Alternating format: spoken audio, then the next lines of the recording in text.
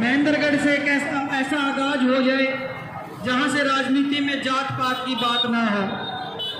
जो सरकारों ने हमारे मन पाड़े आपस में, हरियाणा में मैं बताऊं तो हम भीतर तक कभी पाड़ रखे हैं सारे। तू ब्राह्मण है, तू जाट है, तू बाणिया है, सबको न्यारे न्यारे पाड़ दिया, सबको जात पात के नाम पे। लेकिन उन्होंने कभी भी ये नहीं बताया कि बच्चों के स्कूलों की व्यवस्था कैसे होगी, अस्पतालों की व्यवस्था कैसे होगी। जात पात के नाम पे आज तक हमें लड़ाते आए हैं। आप सबसे मैं अपील करता हूं, खासकर युवा साथियों से, आपके हाथ में ताकत है, आपके वोट में ताकत, आप बदल सकते हो।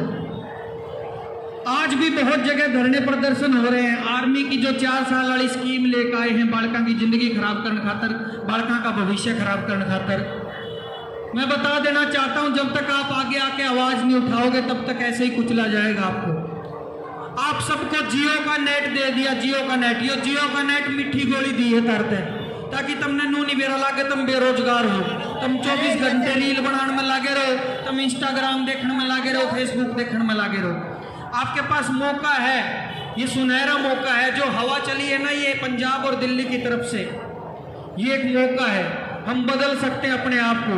एक ऐसी पार्टी, आम आदमी पार्टी, जिसने आम घरों के बच्चों को राजनीति में आगे लाया। और यह चीज इन बड़े बड़े धुरंधरों का हजम नहीं हो रही। ये जो उनसे दादा लाई राजनीति आज तक करते आए हैं ना, जिनके दादा ने भी राजनीति करी, बाबू ने भी करी, बेटा भी करा, सारी पीढ़ी जिनकी राजनीति में निकल गई, वो कभी नहीं चाहते कि आम घर परिवारों के बच्चे आगे आके राजनीति करें। उनका टेंशन हो रही है। ये बेचारे ने सोचा है जो सी कुर्सी तुमने मिल रही है ना, इसका वेल्डिंग करा लो तुम। यह वेल्डिंग तोड़नी है 19 तारीख को, 19 तारीख ने यह वेल्डिंग तोड़ के शुरुआत करनी है। और माता बहनें जो, उनको बता देना चाहता हूँ, दुकानदार साथियों को भी कहना चाहूंगा, जब आप दुकान में आते हो सबसे पहला काम आप झाड़ू लगाने का करते हो ताकि आपकी दुकान साफ रहे। तो आप ये क्यों नहीं चाहते कि महेंद्रगढ़ पूरा साफ रहे? 19 तारीख ने झाड़ू सारे में लगाते हैं। माता बहनों से कहना चाहता हूं, इस बीजेपी ने पूरे देश में पोचा फेर रखा है। और बता दूं, जब पोचा लगाती है माता बहनें तो पीछे की तरफ हटती हैं, लेकिन जब झाड़ू लगाती है तो आगे की तरफ बढ़ती है। झाड़ू लगा के आगे की तरफ बढ़ना है। हम सब ने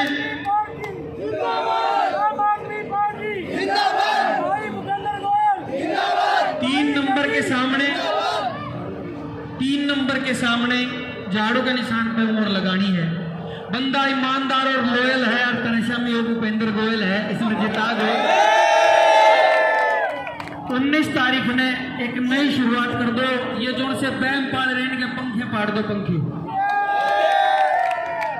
आज एक तो पार्ट लिए होंगे, जब तक आम आदमी की लहर पूरे हरियाणा में आई, इनका जम नहीं हो रही है चीज। इनका न हो गया कि ये कितना आ गया तो तारा काम खराब करेंगे। इन्होंने बहुत गुमराह किया पब्लिक को। एक तो सबसे बड़ी झूठ है, ये बोलते हैं इनके जो मंत्री है, ये कहते हैं कि केजरीवाल ने फरी फरी करके इस देश का नाश कर दिया। मैं पूछना चाहता हूं भाई साहब, MP MLA जो है, जो ये मंत्री हैं, इनके घरों की 4-4 हजार यूनिट बिजली भरी है, 4-4 हजार यूनिट। फोन का भत्ता मिलता है इनको, फोन का भत्ता 15,000 रुपए। कौन से फोन में लगा आजकल 15,000? भाई 500 रुपये में रिचार्ज कराओ, कितनी बात कर लो, चाहे साबत रात बता ले, चाहे होल्ड करके कान के तले धर के सो जाए, वैसे उसमें भी नहीं आवे इतना बिल तो। लेकिन ये जब मंत्रियों को फ्री मिलता है तब कोई नहीं सवाल उठाता। आम घर परिवार को, गरीब आदमी को 200 यूनिट देते हैं, इनका खा जाओगी। अब भाई फ्री क्यों देने लग रहे हैं?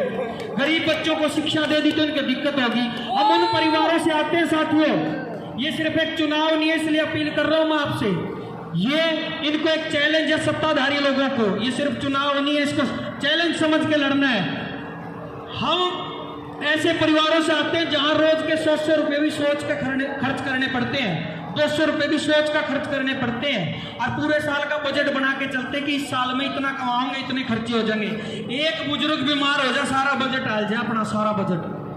दिल्ली में केजरीवाल जी ने स्वास्थ्य और शिक्षा दोनों फ्री किए ताकि किसी गरीब परिवार का बजट ना हल, ताकि हर गरीब परिवार अपना गुजारा अच्छे से कर सके। आप सब साथियों से कहना चाहता हूं, महेंद्रगढ़ तो यह शुरुआत कर दो। पहले भी मैंने बताया था, दोबारा वादा कर रहा हूं, आज तो आया हूं भाई चुनाव प्रचार खातिर। अगर आप लोगों ने इस जीत को, बहुत बड़ी जीत तो पक्की है, आपके जोश और जुनून बता रहा जीत पक्की है, बांटने देखने कितने वोटों से जिताओगे। जब ये जीत जाएंगे, आज आया हूं प्रचार करने, जीतने के बाद एक प्रोग्राम करना होगा स्पेशल।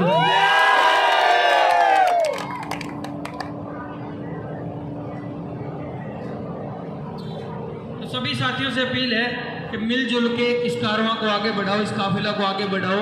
युवा साथियों समझ जाओ ना तो थारे गले बहुत अच्छा अत्याचार होने भी लग रहा। सारी चीज बेच दी सरकार ने, रेल बेच दी, LIC बेच दी, बिजली बेच दी, सबके में बेच दिया। एक ये फौज बच रही थी जिसमें नू था देशभक्ति का जुनून आओ था बालका में।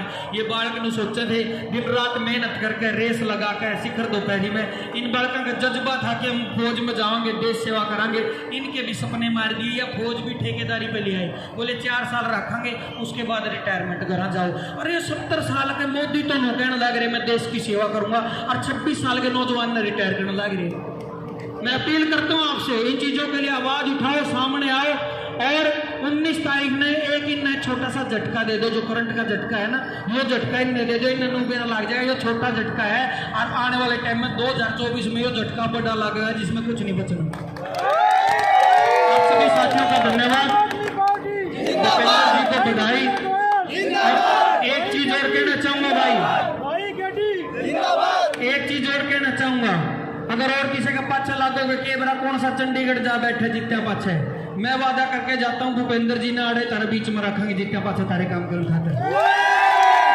धन्यवाद, प्रणाम, नमस्ते। समय कम है, बावड़ भी जाना है मेरे को। आप सबका धन्यवाद, सबका प्यार और भूपेंद्र जी के साथ इसी तरह बने रहना लगातार काफिले में। ये काफिला कमजोर नहीं होना चाहिए और 19 तारीख को जोश दुगुना दिखना चाहिए। धन्यवाद।